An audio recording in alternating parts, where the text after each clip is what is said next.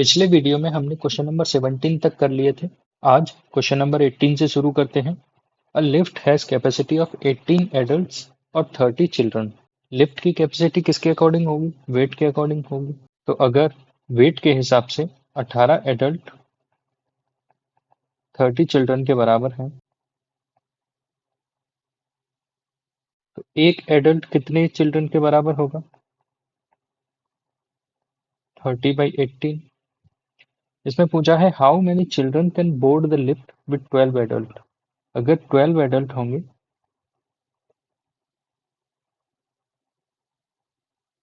तो ये 12 multiplied by 30/18 children के बराबर होंगे। 6 दूनी 12, 6 तिया 18 और 10, यानी कि 20 चिल्ड्रन के बराबर होंगे। अगर लिफ्ट की कैपेसिटी 30 चिल्ड्रन की है और 20 चिल्ड्रन के बराबर एडल्ट उसमें पहले आ चुके हैं, तो कितने और चिल्ड्रन लिफ्ट को बोर्ड कर सकते हैं? तो 30 माइनस 20 यानी कि 10। Option number B. Question number 19 देखते हैं। If x minus y is 8, then which of the following must be true? Both x and y must be positive for any value of x। ऐसा कोई जरूरी नहीं है। First statement को देखें तो पॉसिबिलिटी तो ये भी हो सकती है कि x माइनस 8 हो और y माइनस 16 हो, तो भी x minus y is equal to 8 आएगा, और इसमें x और y कोई भी पॉजिटिव नहीं है। Statement number 2, if x is positive y must B negative for any value of x and y। ऐसा भी जरूरी नहीं है, हो सकता है x 10 हो, y 2 हो, इसमें y नेगेटिव नहीं है, लेकिन फिर भी x माइनस वाई 8 आएगा। थर्ड स्टेटमेंट है, if x is negative y must be positive for any value of x and y। अगर x नेगेटिव है, यानी कि मान लीजिए -2 है, तो इक्वेशन के according -2 minus y is equal to 8। इस हिसाब से y क्या आएगा? -10। तो अगर x नेगेटिव है तो y नेगेटिव ही आएगा, तो थर्ड स्टेटमेंट भी गलत है, यानी कि क्वेश्चन नंबर 19 का आंसर हो जाएगा डी। क्वेश्चन नंबर 20 देखते हैं। Rakesh and Rajesh together bought 10 balls and 10 rackets. Rakesh spent 1300, Rajesh spent 1500। If each racket cost 3 times a ball does, then what is the price of racket? Suppose करिए बॉल की price x है और racket की price ball की price से 3 गुना है, तो racket की प्राइस क्या होगी? 3x। राकेश और राजेश ने 10 बॉल और 10 रैकेट खरीदे, यानी कि 10x plus 10 multiplied by 3x। ये कितने रुपए में खरीदे? 1300 प्लस 1500, यानी कि 40x इज इक्वल टू 2800। तो x की वैल्यू क्या आएगी? 70। क्वेश्चन में पूछ रहा है कि what is the price of racket. Price of racket 3x है, यानी कि 210। Option number C.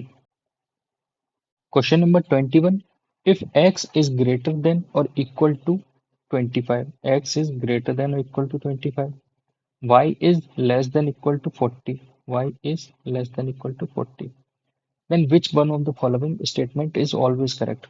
x is greater than y, ऐसा जरूरी नहीं। x 26 हो सकता है, y 35 हो सकता है, तो ये स्टेटमेंट गलत है। Option number B, y minus x is greater than 15, ये तो स्टेटमेंट ही गलत है, क्योंकि y की मैक्सिमम वैल्यू 40 है, x की मिनिमम वैल्यू 25 है, तो y 40 से कम भी हो सकता है। किसी भी केस में y minus x greater than 15 नहीं आएगा। y minus x is less than और इक्वल टू 15, ये स्टेटमेंट सही है, क्योंकि y की मैक्सिमम वैल्यू कितनी है? 40, x की मिनिमम वैल्यू 25 है, तो मैक्सिमम डिफरेंस जो आ सकता है वो 15 आ सकता है। जनरली डिफरेंस 15 से कम ही रहेगा, तो ये वाला ऑप्शन सही है। x plus y is greater than equal to 65, तो ये भी जरूरी नहीं है, क्योंकि x की वैल्यू अगर 25 हो और y की वैल्यू 40 से कम हो, सपोज करिए 30 हो, तो इस केस में सम 65 से कम आएगा। ऑप्शन नंबर डी भी गलत है, तो आंसर हो जाएगा C. Question number 22, a printer numbers pages of a book starting with 1 and uses 3089 digits in all. How many pages does the book have? Question number 22, total number of digits कितने हैं? 3089। पेजों की numbering में 1 digit के कितने numbers होंगे? 1 से लेकर 9 तक, यानी कि 9। 2 डिजिट के कितने नंबर्स होंगे? 10 से लेकर 99 तक, यानी कि 93 डिजिट की कितनी नंबर्स होंगे?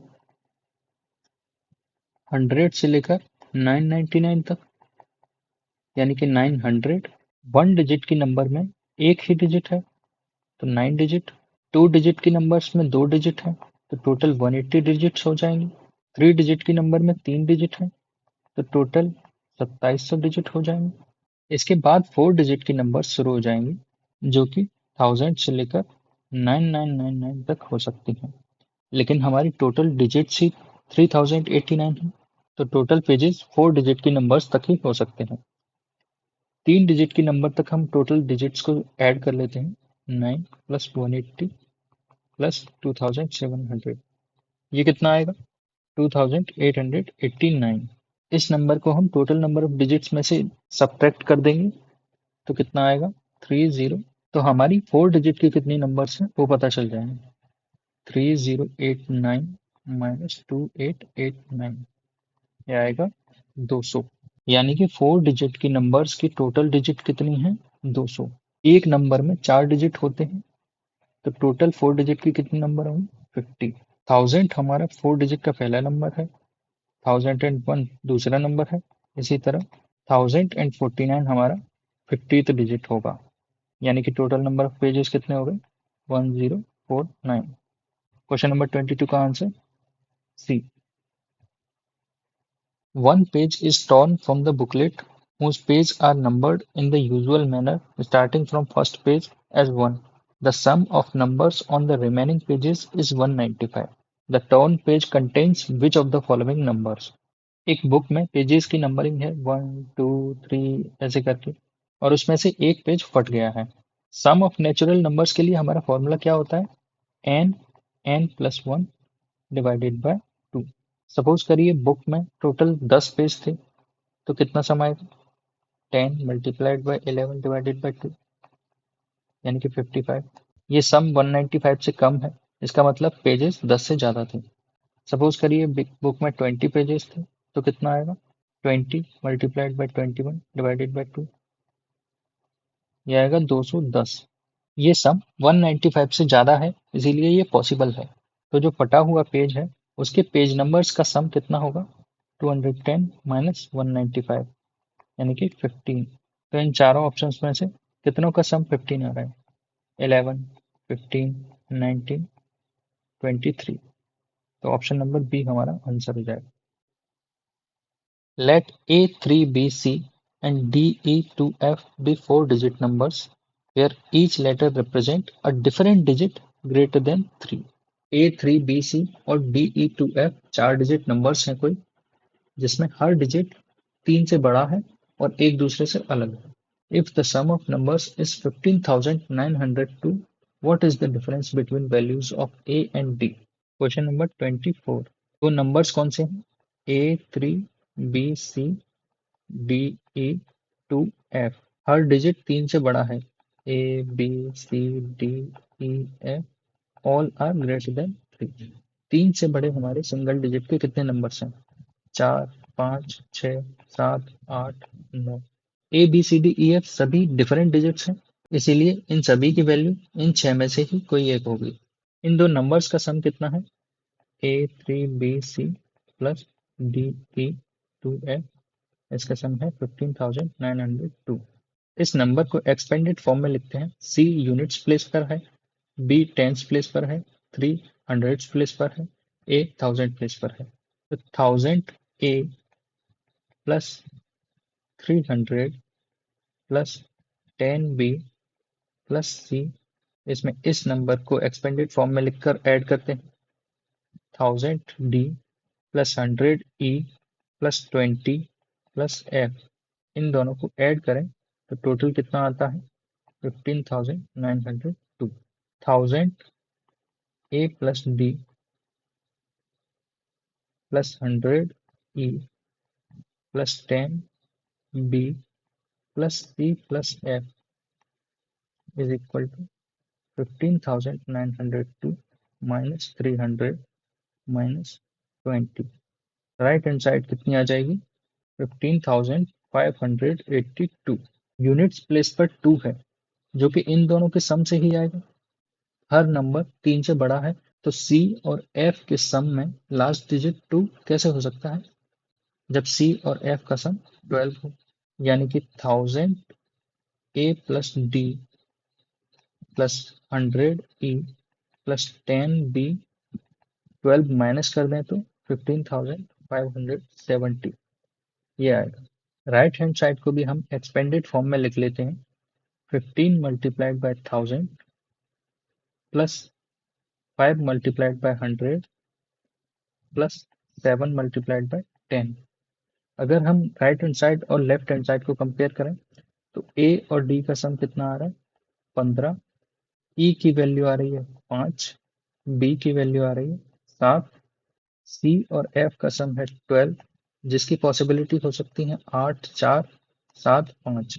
7 और 5 पहले से ई और बी की वैल्यू है, इसका मतलब सी और एफ की वैल्यू 8 या 4 हो सकती है। 4, 5, 6, 7, 8, 9 में से 4, 5, 7, 8 यूज हो चुके हैं, यानी कि 6 और 9 बचा, जो कि ए और डी की वैल्यू हो सकती है। मतलब ए और डी की वैल्यू क्या हो सकती है, 9 या 6 में से कुछ। इन दोनों का डिफरेंस निकालेंगे तो वो 3 होगा। Question number 24, option number C. Question number 25, let x by be the volumes, n be the masses of two metallic cubes p and q respectively। दो मेटेलिक क्यूब्स हैं p और q। p का मास क्या है, m। वॉल्यूम क्या है, x। और q के लिए mass is n, volume is y। each side of q is 2 times that of p। सपोज करिए p का साइड है a, तो p का वॉल्यूम कितना होगा, x is equal to a cube. और q का साइड क्या होगा, 2 times the side of p, यानी कि 2a। तो इसका वॉल्यूम क्या होगा, y is equal to 2a cube, that is 8a cube, यानी कि 8x।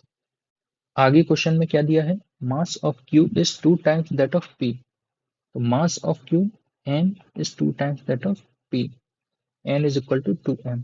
u is equal to m by x, v is equal to n by y, n is equal to 2m, y is equal to 8x। ये आ जाएगा m by 4x।